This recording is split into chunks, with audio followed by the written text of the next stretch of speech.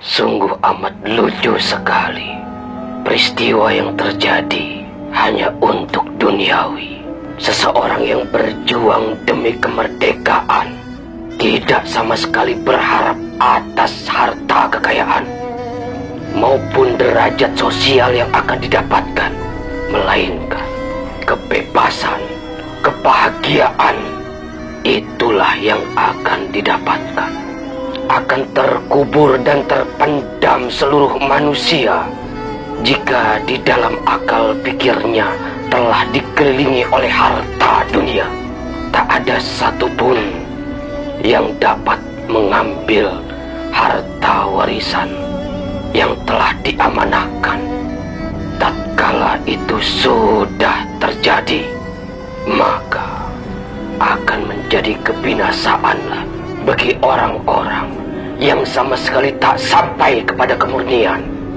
Harta amanah adalah suatu kunci yang akan diwariskan kepada siapa yang akan menjadi penggantinya, yang dapat membuka ilmu, yang dapat memakmurkan rakyat, mensejahterakan seluruh kalangan masyarakat, dari kalangan atas sampai bawah, akan adil dan makmur, bukan karena harta, tapi karena ilmu. Setiap amanah akan terus menitis, karena perjalanan tidak hanya sekali. Sampai datang waktunya kesempurnaan perjalanan itu sendiri untuk dilakukan oleh seseorang pengganti yang akan diridhokan. Disitulah waktunya harta amanah akan terkuakkan. Seluruh daun-daun akan berubah menjadi emas. Intan berlian akan timbul ke permukaan. Jangan pernah mengartikan segala sesuatu hanya untuk nilai duniawi.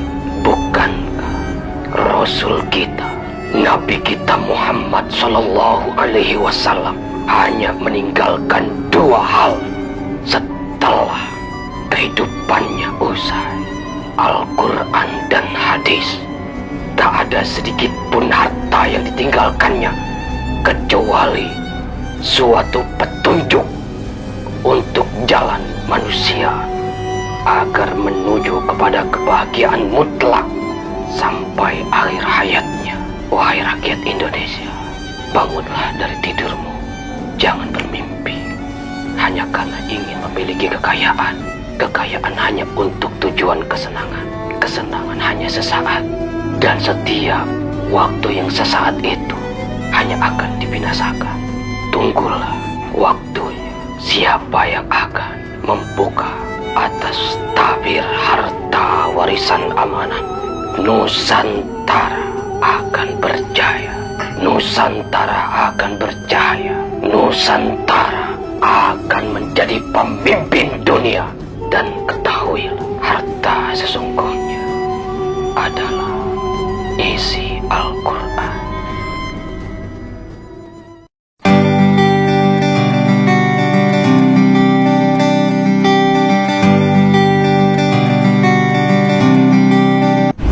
Jadi memang sudah menjadi prediksi lah, perkiraan-perkiraan itu bahwa tahun ini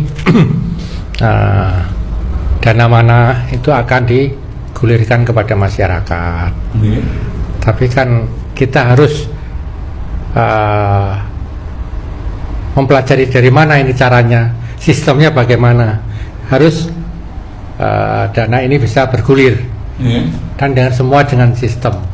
Dan satu lagi yang belum mereka tahu, penandatanganan ini harus dilaksanakan oleh owner yang selama ini ditunggu.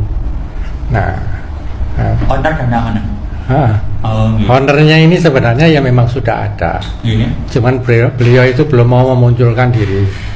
Jadi tinggal kita tunggu.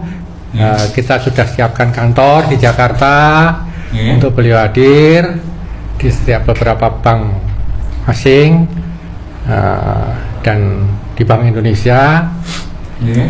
Sudah kami siapkan semua. Jadi sewaktu-waktu beliau datang dan tanda tangan, ya sudah, semua akan bisa dilaksanakan. Dan pelaksanaannya itu kita koordinasi, kalau di Indonesia kita koordinasi dengan pihak pemerintah. Tidak bisa di luar pemerintah, karena punya presiden yang menentukan dan lain-lain. Mungkin ini bisa Bunda juga Romo ya. Ada info kolateral di Indonesia di bawah Candi Borobudur. Itu ceritanya gimana? Enggak.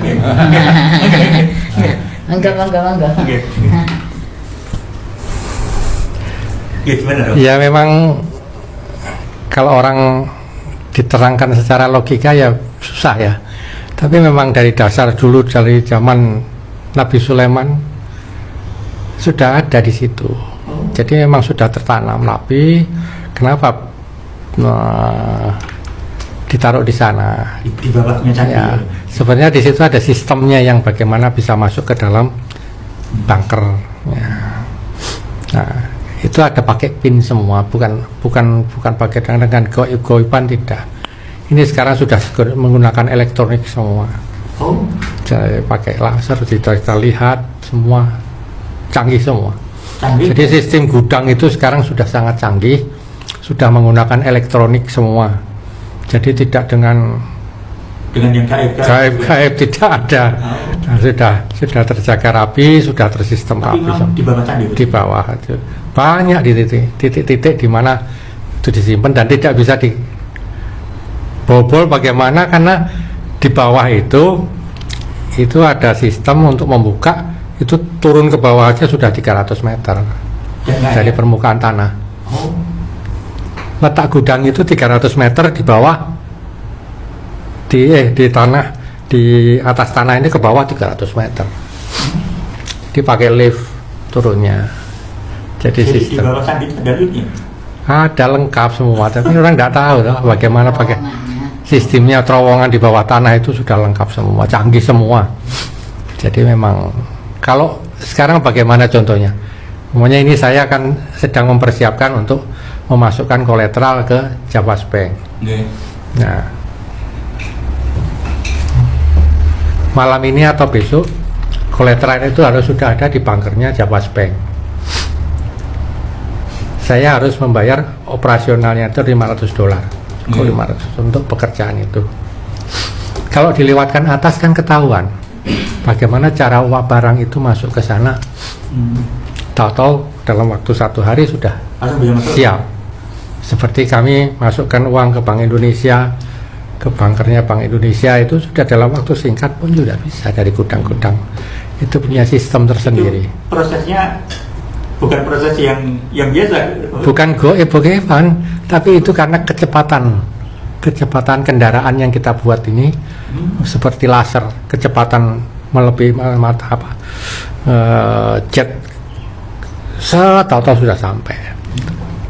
Punya sistem kendaraan yang sangat cepat sekali. Ada.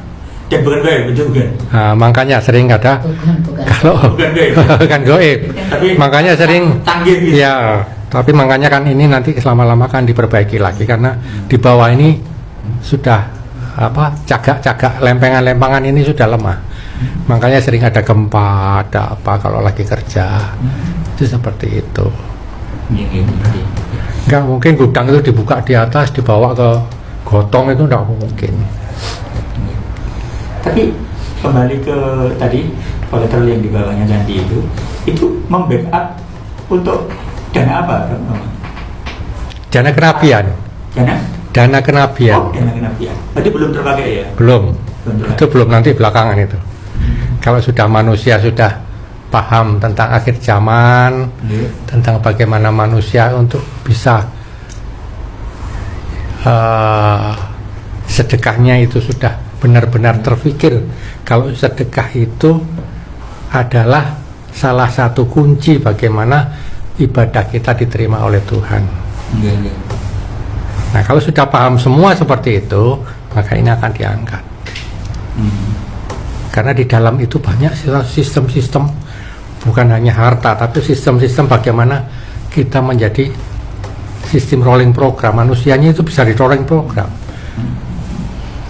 Tergantung manusia itu bagaimana melangkah, dimatikan, dihidupkan, dimatikan. Itu semuanya lengkap. Ilmu Allah itu sangat luar biasa. Yang belum bisa dipelajari oleh manusia karena baru berapa buku yang muncul ke dunia ini. Romo, sebetulnya kan berbagai hal penting banyak ditunggu masyarakat tentang dana amanah. Ini kan bagian grand design dari Nusantara sebagai mercusuar dunia itu, Romo. Mungkin bisa dijelaskan, Romo. Jadi memang sudah menjadi prediksi lah, perkiraan itu bahwa tahun ini dana mana itu akan digulirkan kepada masyarakat. Tapi kan kita harus mempelajari dari mana ini caranya, sistemnya bagaimana. Harus dana ini bisa bergulir dan dengan sistem. Dan satu lagi yang belum mereka tahu, penandatanganan ini harus dilaksanakan oleh owner yang selama ini ditunggu. Nah, owner dana mana? Ownernya ini sebenarnya ya memang sudah ada, cuman beliau itu belum mau memunculkan diri. Jadi tinggal kita tunggu. Kita sudah siapkan kantor di Jakarta untuk beliau hadir di setiap beberapa bank asing dan di Bank Indonesia sudah kami siapkan semua. Jadi sewaktu-waktu beliau datang dan tanda tangan, ya sudah semua akan bisa dilaksanakan. Dan pelaksanaannya itu kita koordinasi, kalau di Indonesia kita koordinasi dengan pihak pemerintah. Tidak bisa di luar pemerintah karena punya presiden yang menentukan dan lain-lain.